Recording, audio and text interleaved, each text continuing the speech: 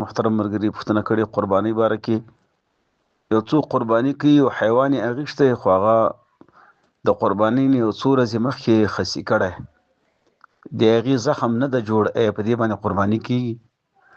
محترم ملګري هر هغه حیوان چې هغه خسي سوی وي یوازې دا نه چې هغې باندې قرباني جایزه وي بلکې هغه بهتره ده په هغې باندې قرباني کول. نو دغسې یو حیوان چې هغه خسي سوی وي په دې باندې قرباني کول دا ډیر بهتره ده. دا چې زخم یې جوړ نه ده نو دا داسې یو عیب نه ده چې هغه مانع د قربانۍ نه وي.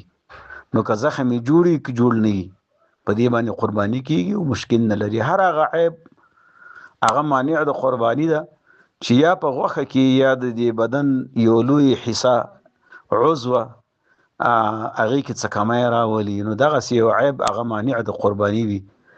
نو د خسي کېدلو هغه زخم داسې یو عیب نه ده چې په دې سره د قرباني ونسي بلکې په داسې یو حیوان باندې قرباني کول دا افضل ده.